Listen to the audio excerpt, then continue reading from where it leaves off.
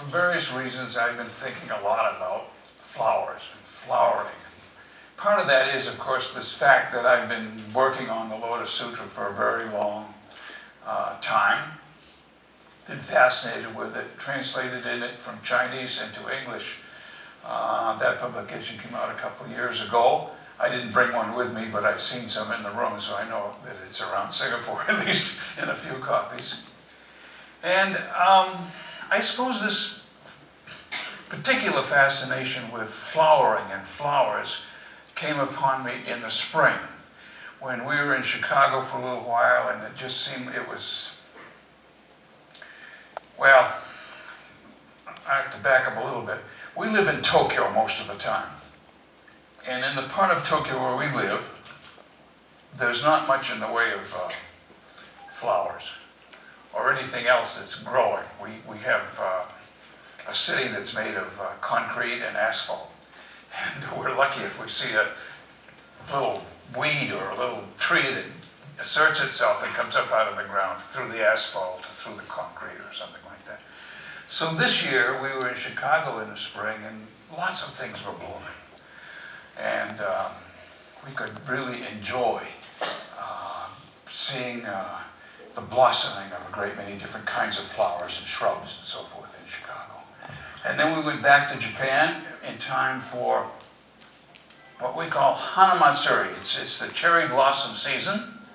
And there are certain places, parks in Tokyo, where you can see lots of cherry blossoms blooming. And then we celebrate the Buddha's birthday. I don't know when you celebrate the Buddha's birthday here in Singapore, but in Japan we celebrate it in connection with, it's early April, and it's called Flower Festival season. Do you use that language here at all? I don't think so. Well, anyway, in Japan. So there were all of those things, and then shortly after that I was over in, well, just outside of Beijing, at a temple called Longquan. It would be Dragon's Spring. And part of the idea there is that the water of the spring comes up out of the earth like a flower. And the temple itself, this Longquan temple, as you probably all know, during the Cultural Revolution, virtually all Chinese temples were shut down. They didn't destroy the buildings, but they destroyed most of what was on the inside, and they shut down the temples, and monks and nuns were sent away to go become farmers or whatever. And now, well, not just now, for the past 20 years, there's been a renewal and a renewal of Buddhism, of Chinese Buddhism in China. And it's really it's a fascinating thing to see how a religion is suppressed and then comes back. And somehow being at Longquan Temple, this is just as an example. When I gave a lecture there just 2 years ago. And at that time there were 17 monks in residence in that temple. And when I went back there this year, there were about 78 monks in residence. That's just, and there's a building there for, it used to be about, I think there were 24 volunteers. Now they have a building for volunteers so that 650 people can sleep there overnight. So to me, the temple itself is a kind of flowering, a kind of blossoming of not only the spring water, but of Buddhism itself, of Buddha Dharma itself. So in all of these, and probably some other ways that I'm forgetting, I've been kind of fascinated with the idea, not just the idea, with the reality of the flowering of Buddha Dharma in various ways. Now, probably I should put in a kind of, sometimes in my talks, I'm an academic. I write academic papers sometimes, publish them in academic journals, like Wing-Fi. And in the academic journals, we put in footnotes, right? So in my talks, I sometimes like to put in a little footnote. And this is a footnote. I've been calling this text that I translated, the Lotus Sutra. But nowhere in Chinese or in Japanese is it called the Lotus Sutra. We can imagine such a term, but that term is not used at all, or anything like that term. The full title of the Lotus Sutra, at least in the, well, there are a few Chinese translations, some of which don't exist anymore. But of the two that do exist in their completeness, the second one is by Kumarajiva, and that's the text that has been so popular in East Asia. I wouldn't even say especially in Japan. It's been very popular in China from the time it was translated by Kumarajiva. And the full title of that translation has in it the term Lotus Sutra. The earlier translation by Dhammaraksha doesn't even have the word lotus in the full title. It's just called the True Dharma Flower Sutra. Well, the reason we call it the Lotus Sutra in English, I think it's the only reason we call it the Lotus Sutra in English, is because that's what it was called in its first Western translation, namely into French in the 19th century. It was called the Lotus Sutra, and we've been calling it the Lotus Sutra ever since. Now this may seem, trivial to you, but to me, the Chinese term, Fa Hua Jing, or the Japanese, Hokkei-kyo, is really much more a vivid representation of what the book is about. Fa Hua Jing means Dharma Flower Sutra.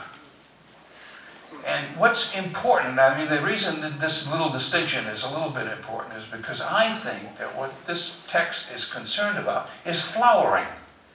And the fact that it's a lotus that's flowering, or lotus flower, as we had here a minute ago, is not as important as it is that it's a flower. And so that's just kind of a footnote about the title of this text.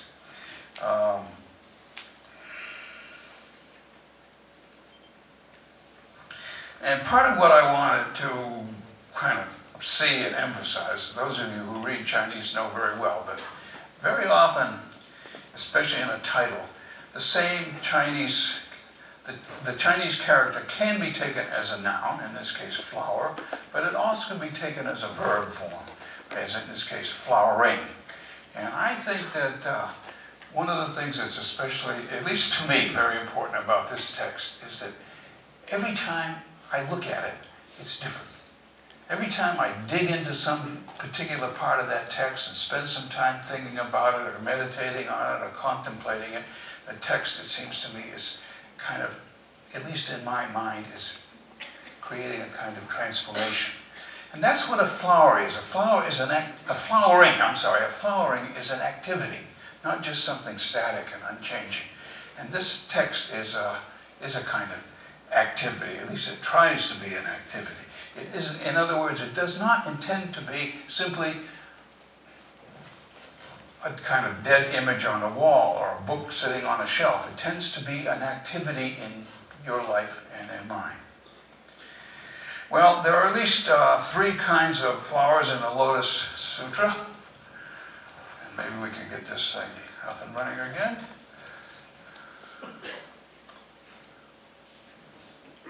This is an image of what in Japanese in Risho Kosekai we call the Go-Hong-zon, the main focus of religious devotion and attention. So this image stands in the, maybe I can use a pointer here. This image stands in the great sacred hall of Risho Kosekai, and I put it up here for just to call to your attention some lotus flowers. We don't find this so common in Theravadan or Southern Buddhism in Sri Lanka and in Thailand and Burma and so forth. We don't find so much emphasis on lotus flowers. This is a kind of Mahayana text, and the lotus itself, the lotus flower itself, is kind of a Mahayana big vehicle emphasis. But you see here, these are lotus flowers here. These are lotus flowers under each of these 4 bodhisattvas to either side of the Buddha. This is lotus flowers here under the stupa. We'll talk about each of these in a minute. If we could see a little bit further down below here, we'd find that the stage is supported by lotus flowers. This one, I'm sure, is not. No lotus flowers. But if it was a Mahayana Buddhist temple, it almost surely would be supported by lotus flowers. Well, the image is probably not clear enough here to see. It isn't. There are other things on either. In fact, the image got shrunk a little bit. I don't know why that is. Okay, anyway. So that's one of the images of the lotus flower in the Lotus Sutra, is an ordinary lotus flower, and it's used as a support for images of Buddhas, of bodhisattvas, of stupas, and other sorts of things. It's the lotus flower of the title when we call it the Lotus Sutra.